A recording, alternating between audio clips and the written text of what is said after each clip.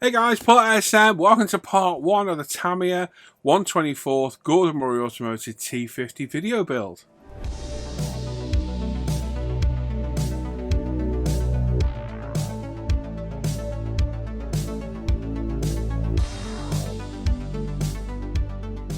So yes, this is a build I've been looking forward to doing for, wow, ever since the kit was announced. I'm in awe of this car. I think this thing is phenomenal. I know a lot of people don't like it for its looks or whatever. I think this is a phenomenal machine. If you've not followed the development of it on the Gordon Murray Automotive YouTube channel, go on the channel, go back 3 years, and you can see the development of this car and just how epic a machine this thing actually is. So the kit looks great. We reviewed the kit a while back, about 3 months ago when it first came out. I've been dying to build it for a long time. I've been intimidated by it for quite a while because it is a complex kit to build. And I did have an absolute nightmare trying to find a colour for it. But I did finally decide on one. And as part of my birthday Christmas build, this is my kit I'm going to build. So you can join me on my journey with this awesome kit. We're going to get started today, clean up all the bodywork, get it primed, painted and clear coated. So let's get on with the build. Right then, we've already reviewed the kit, so we know what's in the box. We're going to go through and mark all the bodywork panels that are going to need either assembly or painting. And that way we know what we've got to deal with as we go through the build, and hopefully we don't miss any major parts that need painting in the body colour. So a luminous green or yellow highlighter is perfect for this. And just go through the instructions page by page, looking for anything that will be painted the bodywork colour. After that, we're going to cut off and clean all the parts. Now, in my infinite wisdom, I thought we'll do all the bodywork first, and then we'll move on to all the other parts and do them all together, which worked out great, although it did take hours of cleaning. But like I say, for today, we're going to work on all the body panels. So some careful removal from the sprues and carefully cleaning up the parts with some ultimate sanders. We've got a 400 thinny stick here, and we use a various range of those sanders to clean up. Now, there are a few parts to stick together. Referring to instructions and using our Tamiya EMA plastic weld mix, we're going to glue everything together. So be careful of your fingers on the other side of the parts, that the glue doesn't capillary through and make your life harder by leaving fingerprints on the bodywork. I'm just going to glue everything together as per the instructions. So you don't need a ton of glue, just enough to glue together. So mainly on the mounting points are we going to glue. And to be fair, they glue together really well. No real issues at all. A little bit of bead down the back, but just be careful of any excess glue. You don't want to seep out and either leave a molten seam line or even worse, a molten fingerprint on the parts. So, like I said, quite a few body panels to clean up. We've got the front bonnet, which is not really, is it? The luggage compartment section. This light unit at the front. We've got 2 wings, 2 doors, 2 rear wings, and the engine covers as well. So there's quite a lot of parts to clean up. So, like I said, we're going to go through with our UMP sanders, a mixture of the thinning sticks and the sponges, and clean them all up. And while we're there, we're going to get the monocoque cut off so we can get some rough test fit of the bodywork. And as you can see, let's get on to it. Now, there is a bit of a fit issue between these panels. There's a bit of a gap when assembled, so if you need to fill, test fit, and if you need to add a bit of plastic to a bit of extra material, go for it. For me, it wasn't really noticeable until it finished, and that's when it became apparent that there was quite, not a severe, but a bad enough fit issue. But obviously, that's up to you to decide whether it's worth looking for. Once all the parts are cleaned up, we're going to mount them to some plastic sprue using some very careful application of Tamiya's extra thin glue. That way we get very, very secure mounting points for our spray. Like I said, just be very careful. So we'll cut off some sprue from the kit itself, cleaned it up so we've got longer sections of sprue, and then cut a point on one end so it goes into our part holders fine. And like I say, because we're physically gluing these on, they are nice and sturdy once glued. And when you need to remove it, the plastic will literally snap off very, very cleanly. So with everything securely mounted, we're going to go around and scuff up all the bodywork. So we've got 2000 grit Tamiya sponge here. And all we're doing is lightly scuffing up the bodywork to give us a nice even surface to prime to. And with all the micro abrasions in the surface, it will help the primer adhere a bit better to the surface. Not that it needs it, it is a lack of primer, but those micro imperfections do help the paint adhere because they've got more surface area to grab a hold of. And it's just a case of going around and scuffing it all up so we've got a nice uniform matte finish. It also gets rid of any imperfections maybe on the body, any glue marks that may have been inherently put on there, and any other nasties that may be on the body. Once all the parts are cleaned up, we've got some Pro Scale Paint pre-paint degreaser on a nice clean bit of kitchen paper. And we're going to go around and wipe all the parts down. So that way we get rid of any greasy fingerprints, any What's-It or Cheeto dust prints from when you've been eating crisps while you've been modelling, any fingertip grease, which is one of the worst things for contamination. Your fingertips hold a lot of grease. So doing this will ensure you've got the perfect surface for primer. It is alcohol based, it does evaporate away, but I like to use the wet side to wipe it over and then turn to a dry side just to finish off and dry everything up. So in case go around the entire model until you're happy everything is thoroughly degreased. With that, we can start some primer. We've got some Pro Scale white primer here. This is the microfiller primer we sell at Pro Scale. We're already a coat in because somebody forgot to hit record. I'm not sure who it was. The rumour is it might have been me, and they are blatant lies, I will tell you right now. So we've got our Iwata CR3 Revolution airbrush, and we're going to put down several light coats of primer, probably 3 or 4 in total. Just building it up slowly, no rush here at all. We're just going to build the primer up in nice slow coats until we get the uniform coverage we need. Now we are covering a silver body, so it does take a little bit more covering than you think. My advice would be put a couple of coats down, walk away for 5 minutes, come back, and you may find that it needs a few more coats of primer. But primer is one of the most important steps of modelling, in my opinion. It forms the base for our paintwork and is the start of our journey into hopefully making a pretty looking car. So this is the primer to canvas almost. I think it is a very important step. I see lots of people saying, oh, I've never primed, yada, yada, yada. And I just think it's such an important step to miss that it's a real shame not to do it, because it gives you that perfect surface for paintwork. It prepares the body. You can see any flaws in the body. Like I say, I think it is one of the most important steps of painting. So we'll leave this to dry. This will be dry, touch dry in minutes. But we'll leave it a few hours to fully cure. Just put it to one side where we put other coats on. Like I say, probably 3 or 4 coats in total until we've got adequate coverage. And then, like I say, we'll leave it for 3 or 4 hours and then we can flat it back as we're about to here. So this time we've got a 3000 grit Tamiya sponge and we're going to go around and lightly scuff all the primer. Now we're not trying to sand it off. We're literally just lightly scuffing the top surface. Excuse me. You don't want to press too hard because you'll burn through, and if you burn through, you're going to have to reprime. But we're just trying to lightly scuff the surface. This is a microfiller primer, so it does drive a very, very slight texture. And once you flat it back with these sponges, it will go silky smooth and give you the perfect base for painting. So go around every inch of the body. Check with your finger, make sure everything feels nice and smooth. And if it's not, just go over it lightly, but try your best not to burn through the paint. Make sure you go around all the parts thoroughly, so they're all nicely sanded back evenly, and we get that nice buttery smooth surface. Just take your time, and then we'll get our old toothbrush, and we'll get all the old dust off. And most important step, another important step as well, is when we get back in the spray booth, we use our Tamiya anti-static brush, because sanding does create static, to get rid of any static that may be on there. I'm a big believer in the static brush, I think it does work. And it's a case of it helps just get rid of any dust that may have settled and does seem to keep the dust down on the surface later as well. So in the spray booth now we have our Nissan Katsura Orange Metallic. This is a beautiful colour that's iconic for the R35 Skyline. I've used this before on another car and it's a beautiful colour. After deliberating for days and days and days, this is the colour I chose for the car. I know Gordon Murray will paint this car in near enough any colour you wish, so this isn't beyond the realms of possibilities. We've got our Iwata Revolution CR3.3 airbrush again. We're at about 18 psi as per usual, and we're going to put 7 to 8 coats of this paint down, build it nice and slow as we go. Nice thin coats, paying more attention to getting all the angles and recesses rather than trying to get coverage with 1 or 2 coats of paint. This isn't the way to do it.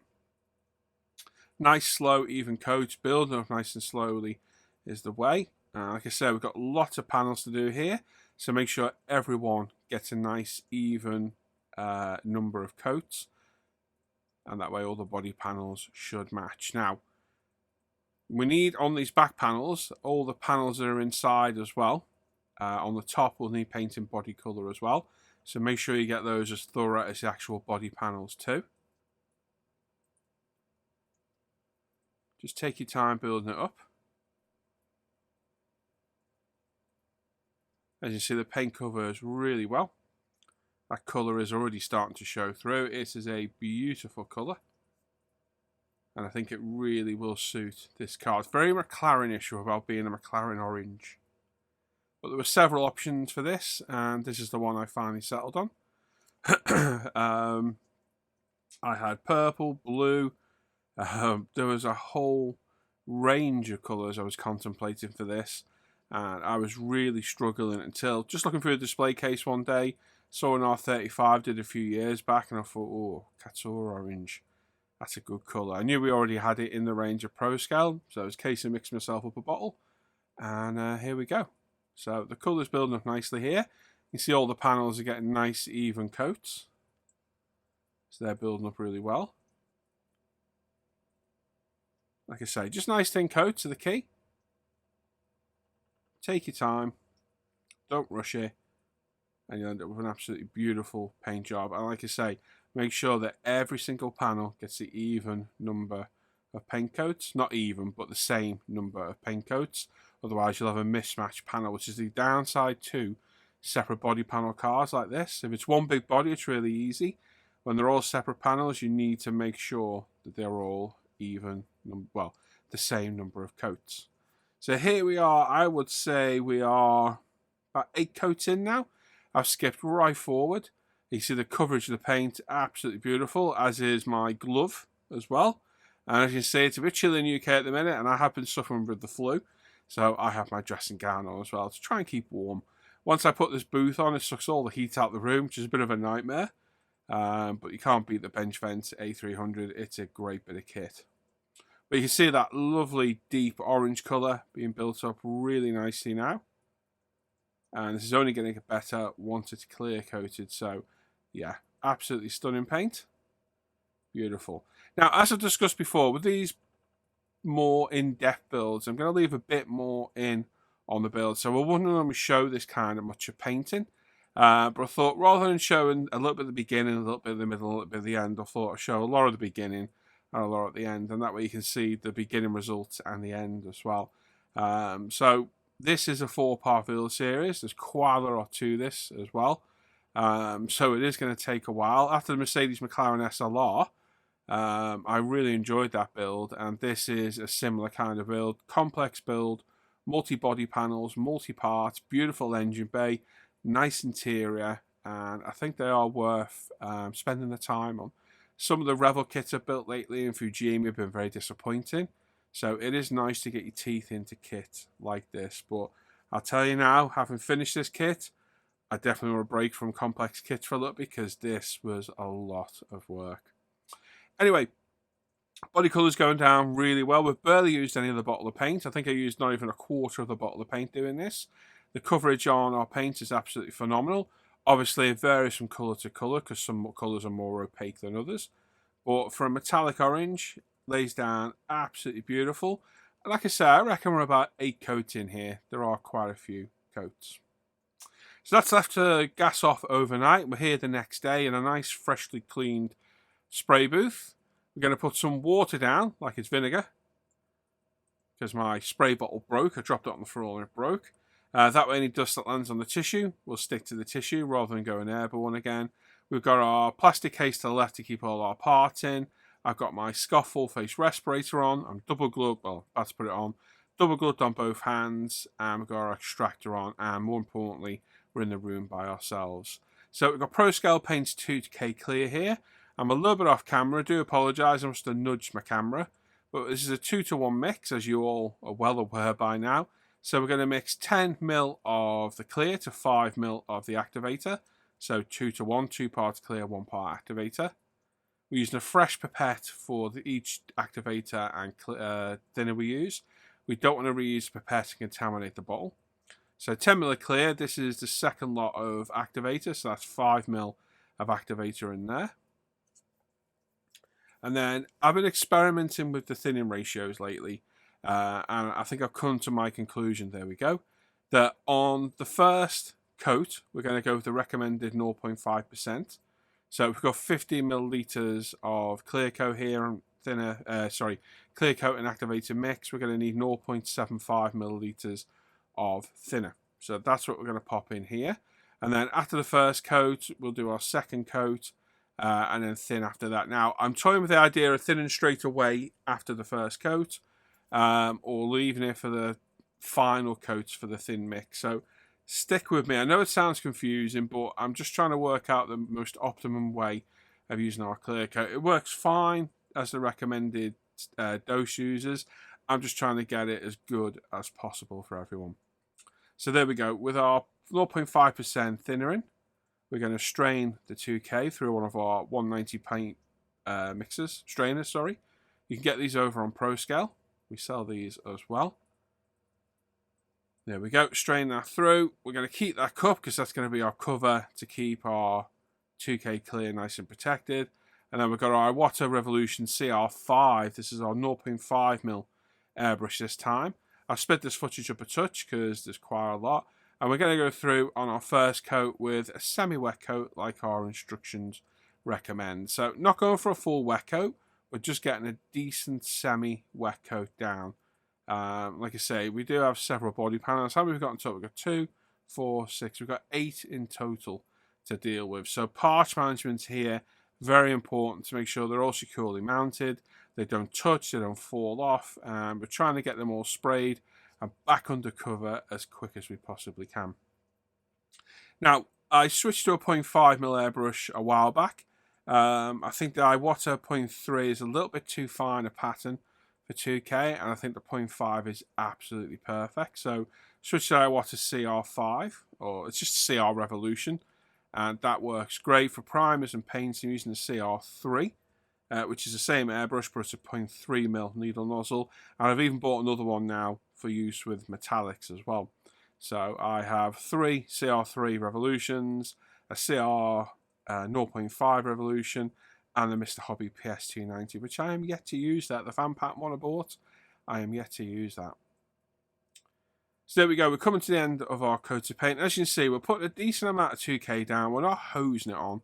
We're just getting a decent semi-wet finish on. And then this will flash off for 5 minutes. It's already flashed off for what, the minute or so, 2 minutes we've already been painting.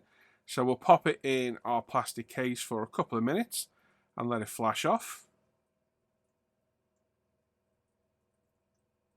There you go, we've got a nice even coverage. You can see that colour starting to come out there. It's looking great. So that goes in there for 5 minutes, and there we go, we're back. And again, we're still trialing with the paints here. So for the second coat, we're going to put our 2K back in its cup and then put it into a fresh cup so we can measure how much we've got exactly. And we're going to add another 10% of thinner this time.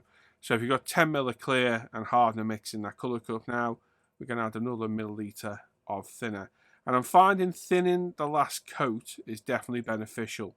But still a bit more experimenting to do. And once I'm happy with the way I'm doing it, I will change the instructions a bit on the website and the info sheet. And you guys can try it for yourself. I know a few of you guys are already doing it because you've already spoke to me about it. So there's another 10ml of thinner in there. But what you got to remember is this is a thinner clear coat now, and adding even just that small amount of thinner does drastically thin the clear coat a lot more than you think it would. So take your time here. The last thing we want to get is the runs because, well, nobody likes having the runs, do they? And this is where we need to try and get our perfect clear coat. So for the second one, although we say 2 coats of clear coat, I just basically put a very similar coat down to the first one. What we're going to do then is pop this back in the plastic box for a minute or so, let the 2K self-level, and finding doing that quite often it will look enough without doing it now and thinking, oh, it's not quite glossy enough, because 2K does take a while to self-level. And just that 60 seconds or so will make a difference between a bit of orange peel and it leveling itself out. So I think rather than going full gung-ho now, just put a thinner amount down, let it settle, and then come back, have a look, and if it needs a touch more, that is our cue to add a little bit more.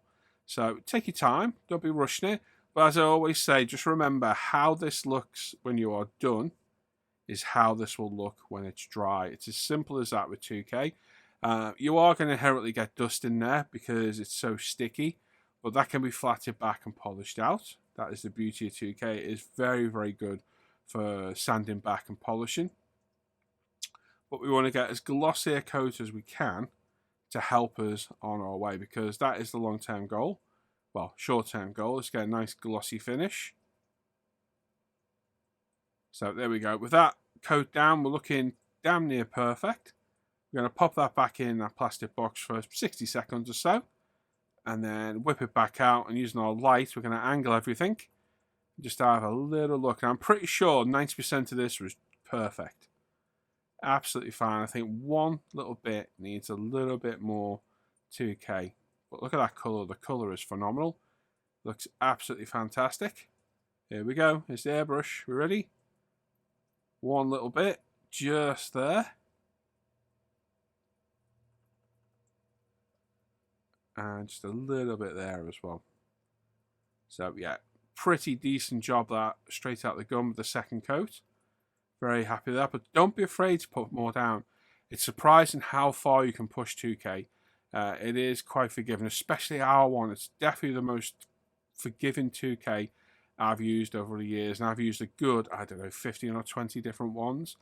A lot of them you get runs in no time at all, or they're way too thick out of the bottle. Ours just seems to work absolutely perfect, but that colour's looking beautiful. Clear coat's looking good. I'm just applying any more clear coat where I think it's needed. Like I say, just give it a few seconds to self-level. You'll literally see it do before your eyes. But don't be afraid to put more down. You do not want to see an orange peel on this at all. And there we go. We're going to end the video there today. We'll be back for part 2 very soon. So take care. Bye-bye.